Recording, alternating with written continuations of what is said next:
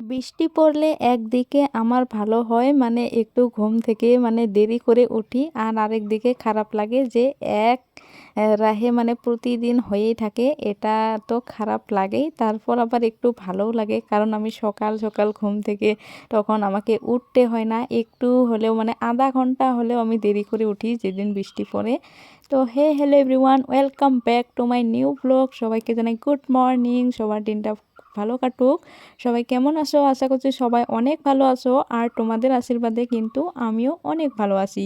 তো আজকেও সকাল সকাল ঘুম থেকে উঠেই দেখি মানে চা জলপান সবই রেডি হয়ে গেছে, আর বৌদি কিন্তু আমি ঘুম থেকে উঠতে না উঠতে সবাইকে মানে ডাকাডাকি করছে যে চা হয়ে গেছে, আমি বারবার গরম দিতে পারবো না। তো আমি তো ঝটপট করে উঠেই মানে দাঁত টাত ব্রাশ করেই মানে খেতে চলে এলাম।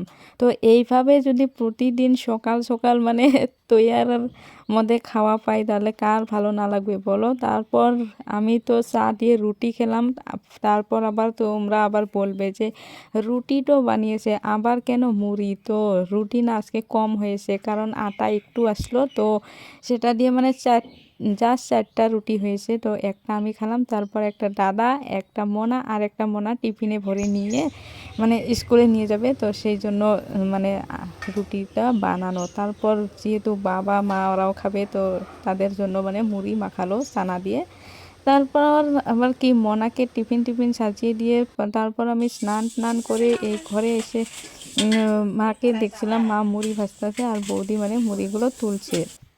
তারপর এখানে বাইরে এসে দেখি, দেখো আমাদের উঠানটা কি রকম কাদা হয়ে গেছে, তো এত পিছলি হয়েছে কি বলবো। তারপর মানে পাথর দিয়ে দিল, আর এই ফুলগুলো দেখো কত সুন্দর লাগছে দেখতে। এই ফুলগুলো কিন্তু আমাদের এখনো আছে বলতে কি মানে শেষ সিজনে আমরা লাগিয়েছিলাম, তো সেইগুলোই ফুল ধরেছে। তারপর ঘরে এসে দেখি, দেখো ঘরের কি অবস্থা, মানে এইভাবে প্রতিদিন বৃষ্টি পড়লে তো কাপড় টাপড় এগুলো মানে শুকায় না, জমিয়ে থাকে, তো কোথায় শুকাতে দিব না দিব এরকম হয়। তো আমাদের তো মানে জায়গা টায়গা থাকে না, তো সেই জন্য আমরা মানে খাটের যে স্ট্যান্ড থাকে, তো সেইগুলোতেই মানে আমরা মিলিয়ে দিই। তো যার জন্য ঘর দুয়ারও মানে ভালো লাগে না এই সব দিনে। তারপর মানে যেহেতু 4-5 দিন হয়ে গেল, আর যেহেতু বৃষ্টি বৃষ্টি করেই যাচ্ছে, তো আমাকে না এই একটা বেড কাভারে থাকতে ভালোও লাগে না, মানে ময়লা তো হয়নি, তারপরও মানে ভিজে ভিজে টাইপ এরকম লাগে। তো সেই জন্য আমি বেড কাভারটা তুললাম, তো ভাবলাম যে এটা ধুয়ে দিব আর একটা নতুন পেরে নিই। তারপর দেখো আমি এখন নতুন পেরে নিচ্ছি। এখন তোমরা বলো, তোমাদের কি বৃষ্টির দিন ভালো লাগে? আমি তো আগেই বলেছি যে আমার একদম ভালো লাগে না বৃষ্টির দিন। তো আমার কিন্তু শীতকালটাই বেশি ভালো লাগে, শীতকালটাতে আমি কমফোর্টেবল। লোকে বলে যে শীতকাল আমার ভালো লাগে না, এত ঠান্ডা দেয়, কিন্তু আমি সেটাই ভালোবাসি। কারণ ঠান্ডা দিনেও মানে ঠান্ডা দিলেও মানে শত শত সোয়েটার চাদর এগুলো মানে নিয়ে থাকা যায়, কিন্তু গরমের দিনে তো মানে মনে হয় যে আমি গায়ের কাপড়টাও যেন খুলে রাখি এরকম লাগে। তো সেই জন্য আমাকে মানে গরমকালটা মানে ভালো লাগে না।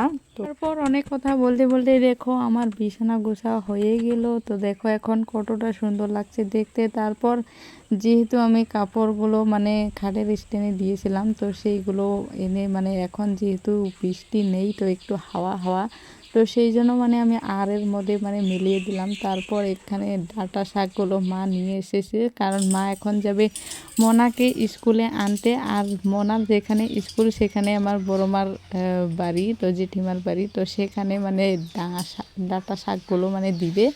তো সেই জন্য আমি এগুলো মানে বেঁধে রেঁধে দিলাম। তারপর লাঞ্চ করতে বসলাম আমি আর বৌদি। দেখো লাঞ্চে কী আছে, তো আলু মাছ দিয়ে বানিয়েছিলাম, আমি বানিয়েছি, তো সেটা দেখানো হয়নি। তারপর উচ্ছে আলু ভাজি।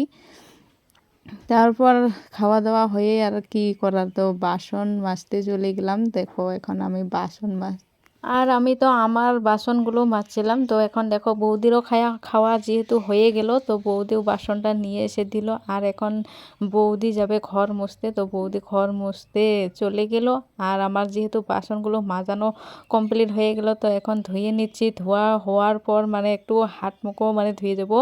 হাত মুখ তো ধোবো না, মানে যেহেতু ভাত খেয়েছি তো হাতগুলো তেল তেল হয়ে আসে, সেজন্য মানে হাতটাই সাবান দিয়ে ধুলাম। তারপর পাটা ধুয়ে ঘরে চলে গেলাম। আর এখন বাসনগুলো গুছিয়ে টুছিয়ে একদম মানে এখন মানে রান্নাঘরের কাজ একদম এখন থেকে বন্ধ, আর একদম রাত্রিবেলা।